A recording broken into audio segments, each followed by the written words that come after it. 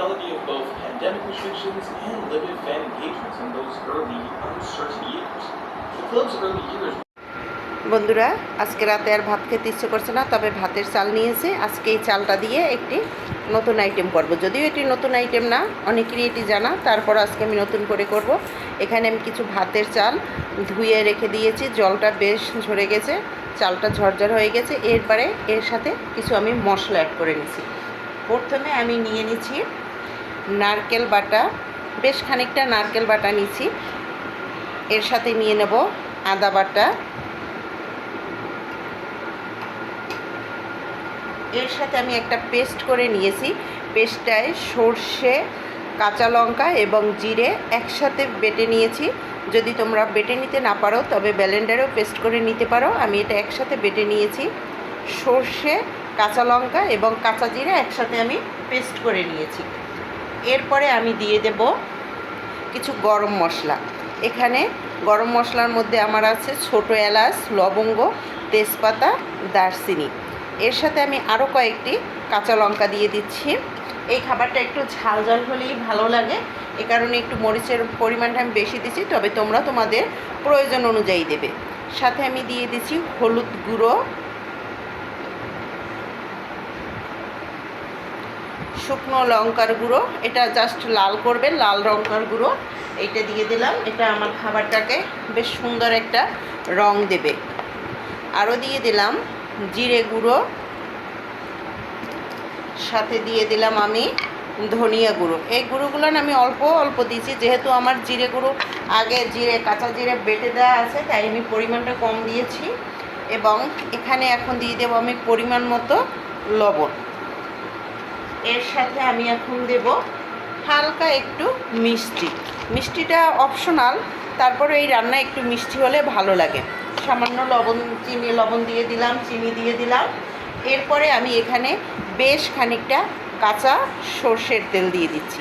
এই তেলটা দিয়ে আমি এইটি মাখবো খুব সুন্দর করে। এই রান্নাটার প্রধান যে উপকরণ সেটি কিন্তু আমি এখনও দেইনি, সেই উপকরণটি আমি এখন নিয়ে আসছি।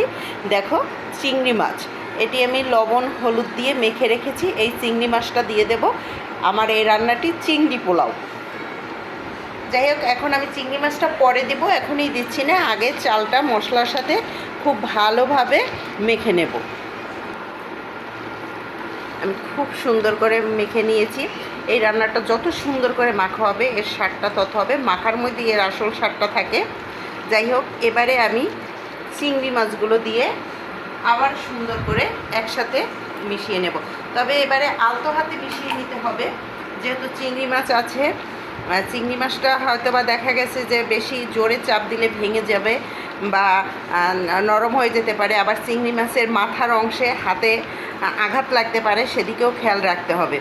এগুলো আমার খুব সুন্দরভাবে মেশানো হয়ে গেছে। এবারে আমি এটি রান্নার পাত্রে দেব। তবে চাইলে এটি হাঁড়িতেও দিতে পারেন। আমি এটি রাইস কুকারে একসাথে সেট করে দেব। রাইস কুকারের পটে আমি এটি নিয়ে নেব এবং পরিমাণ মতন জল দিয়ে একসাথে দেব, যে কারণে এটি আমি হাঁড়িতে নিচ্ছি না। তবে আপনারা চাইলে হাঁড়িতেও এটি নিতে পারেন। আমি এবার এটি রাইস কুকারের একটি পাত্রে ঢেলে নেব।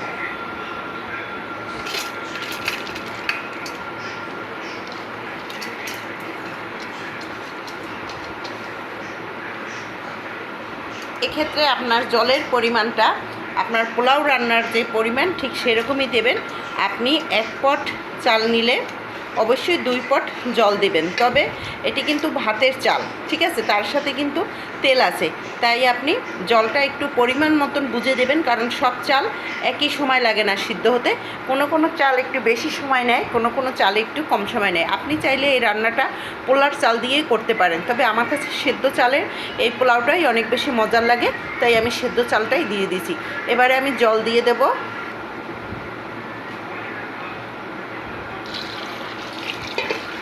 আমি এখানে ঠান্ডা জলই ব্যবহার করেছি। অনেকে চাইলে এক সময় উষ্ণ জলে ব্যবহার করে, তবে আমি ঠান্ডা জলই দিয়ে দিয়েছি। আমি পরিমাণ মতো চাল দিয়েছি। আমার জলের মাপটা আমি সাধারণত এরকম দিই যে আমি চাল দেওয়ার পর আমার হাতের 1.5 কর পর্যন্ত আমি জল দিই। দেখুন, চাল দেওয়ার পর আমার 1.5 কর পর্যন্ত জল থাকে। এইটাই আমার চালের জন্য সঠিক মাপ। আমি এখন এটি রাইস কুকারে সেট করে নিচ্ছি। আমি রাইস কুকারে সেট করে দিচ্ছি। এবারে সুইচটা অন করে দেব। এবং ঢাকনা দিয়ে দেব। অনেকে এ পর্যায়ে গরুর দুধ বা দেখা গেছে যে পাউডার দুধ দিয়ে দেয়। যেহেতু আমি নারকেল বাটা দিছি, তাই আমার আর পাউডার দুধ দেওয়ার প্রয়োজন আমি মনে করছি না।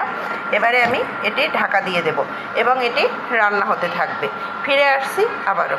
দেখো আমার পোলাওটি ফুটতে শুরু করছে। এ পর্যায়ে আমি ঢাকনা খুলে একটু নেড়ে নেব। হালকা হাতে নেড়ে দিতে হবে, হালকা হাতে নেড়ে দিতে হবে, না হলে দেখা গেছে চিংড়ি মাছগুলো ভেঙে যাবে।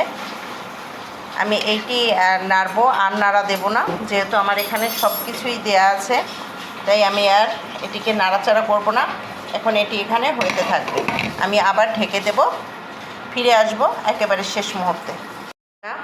ফিরে এলাম বন্ধুরা, ফিরে এলাম একবারে লাস্ট মুহূর্তে। দেখুন আমার রান্নাটা প্রায় শেষ, প্রায় না একদম শেষ বললেই হয়।